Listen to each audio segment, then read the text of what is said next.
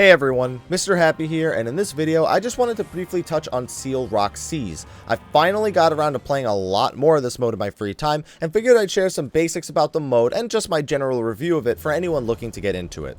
First of all, if you haven't unlocked Frontlines at all yet, it can be unlocked after completing the Grand Company quest, A Pup No Longer, outside of your respective Grand Company's establishment. That's the quest that unlocks the Wolves' Den.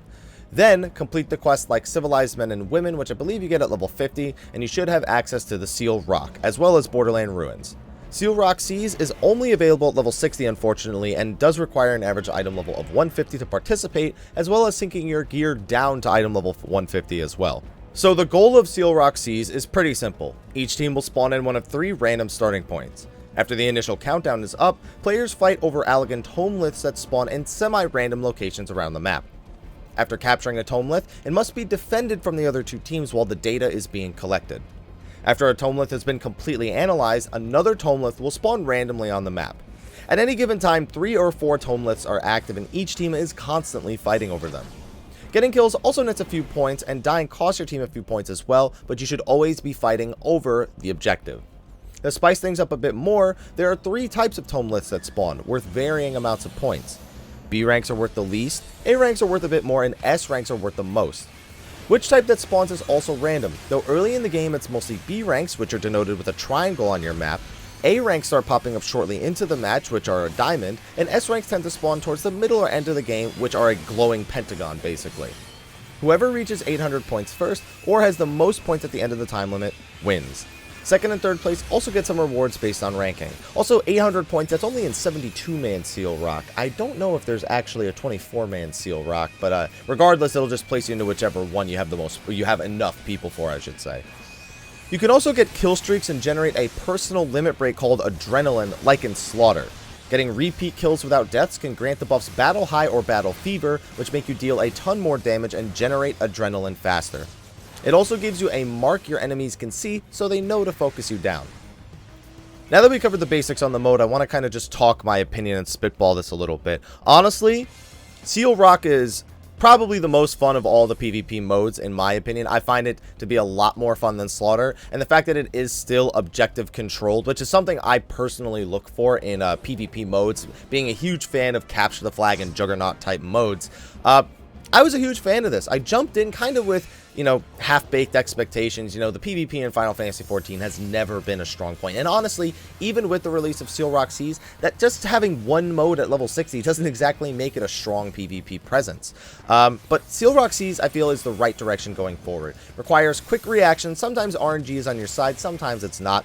But overall, with good teamwork, you can still take those tough objective points. It does suck occasionally getting sandwiched between 2 teams because your nodes just happen to, while they're convenient for you, they also happen to be the only nodes on the map, making you the focal point of both the other teams with a 2-pronged attack, even if they weren't planning it. But it's a lot of fun, and that's ultimately all I really want out of a battleground for PvP. The wolf marks come at a fairly fast rate, especially if you're someone who wanted to collect the I-100 or I-110 PvP gear for Glamour. Now that the rank requirement has gone on those, you can get access to those pretty quickly, even if you just want to do 1 frontline roulette a day, even if you lose. It's just a good mode, and honestly, I'm looking forward to seeing more PvP coming out of Final Fantasy XIV in the future. There are a few things that I want to talk about, the pros and cons of not just Seal Rock Seas, but of PvP in general right now. So, one big pro for Seal Rock Seas is the randomly generated node spawns. I mean, they can be frustrating, yes, but they're equally as fun. They make the game dynamic. It's not always the same game every single time you go in. And I feel like that was one of the most boring things about Secure and Slaughter. It was a very set strategy. You always went middle, back out, and that was all that it ever really came down to, with the occasional person that would backcap you in Secure. There's not really much of that here. People take the objectives far more seriously, with the occasional people jumping out to the side to go do some one-on-ones and whatnot. So, on top of that, jobs that may not be particularly skilled at landing quick kills can actually still provide great node protection or utility to the group. I know that a lot of people like to talk about how Astrologian may not be the greatest in PvE, but they are amazing here in Seal Rock Seas. Nocturnal Stance really shows you where it should be strong in PvE here. The instant cast shields, light speed is a majorly good PvP utility. Being able to cast while on the move, being able to get those quick PvP casts out, I really, really liked actually playing Astro, even though I had no idea what I was doing. Having the heavy helps, but they definitely still feel like they lack some tools, although their unique PvP ability being AoE damage, removing a debuff from party members, and also removing a buff from enemies, while whoever in range. I really actually liked a lot of the different jobs that I saw. They all had something to give. Dark Knight's running in and doing Living Dead and Unleashed to prevent people from taking a node for a few more seconds, another great tool. Of course, CC is always a thing, but you can only CC him for so long before that, you know, doesn't work. And then on top of that, jobs can be switched at the team starting point at any time. This was something that was also true in Secure and Slaughter, but of course not true in the Wolves Den at all. And it makes it a good thing. You know, if you zone in and there's no healers, there should usually be a couple of people willing to at least try out healer for the first time. Encourages people to kind of work around their team composition and make a team composition that's actually optimal.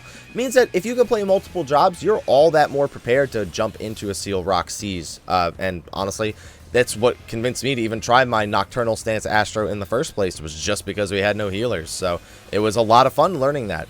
And also, of course, the rewards, solid PvE and PvP rewards, Esoterics, Law. If you're looking to cap for the week, PvP, definitely a good place to cap your SOs. The Wolf Marks and Wolf, the PvP EXP, that comes from at least doing the daily every day. I mean, you're guaranteed some pretty nice numbers. You're not going to level up super fast just off the daily, but it's better than nothing, really, on top of the challenge log. Now, don't get me wrong, there are some cons to Steel Rock Seas, and again, of course, Final Fantasy XIV PvP in general. Biggest one is there's too many fucking skills, and excuse my language, but look at my hotbar. I don't know where anything is anymore.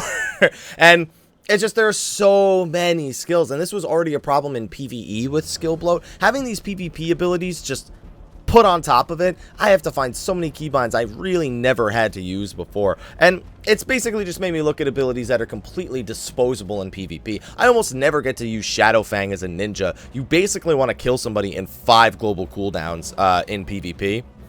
Depending on who you're fighting. Like, I only ever really get to use it on healers I'm chasing.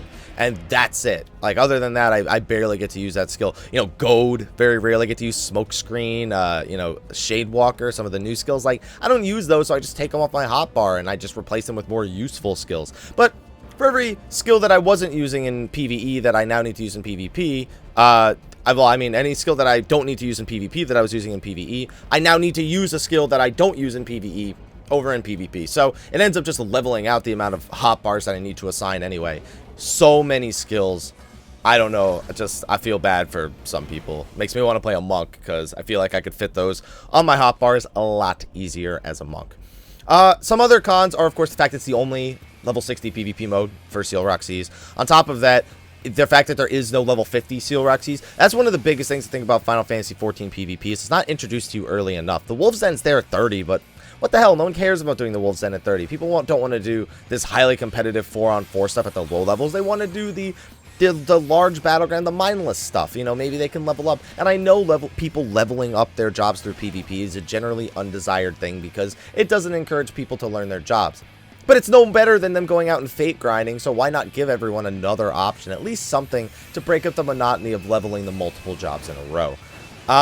And other than that, I guess I don't even really think the global cooldown's that much of an issue in PvP. More so in the Wolves Den than it is here in Seal Rock Seas. Although it can make for some pretty clench moments when you have someone down, you're about to hit that last global, and then they get a benediction right at the end. It's never a fun thing, but it is at the same time, especially if you're on the receiving end of it.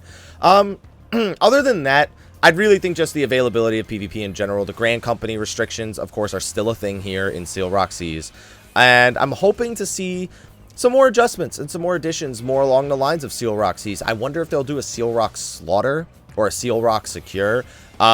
Really curious about what they're going to do with Borderland Ruins, if they're going to bring that up to level 60. Maybe do a Borderland Ruin Seas. I have no idea what they're planning on doing. But more maps, more variety in the PvP modes that we can encounter, and more additions in general just to PvP. I mean, if you really want people to have fun with it on a consistent basis and not just this flavor of the month thing that Seal Rock Seas really is right now, I think they really need to buckle down and say, you know what, we're going to have a PvP team for like a patch or something like that. You know, they already said they're putting one less expert dungeon out, so why not put a little bit of that extra effort into Seal Rock or PvP in general? Still need some balancing. That's another con. Some jobs are very clearly overpowered and are incredibly frustrating to deal with. I'm looking at you, summoners and warriors. Warriors sometimes, but mostly summoners. But just overall, I think this is the direction Final Fantasy XIV PvP should go. The randomized aspects of it make up for the fact that the PvP itself isn't maybe as active as other jobs. And the fact that it's 72 people, definitely just, it makes it feel like an epic battle, which is something I really enjoy. I guess one of the other cons, by the way, the North spawn. Denmo made this very abundant, as you can see on the screen right here. The North spawn has a pretty rough time. Maybe there'll be some map balancing coming in the future.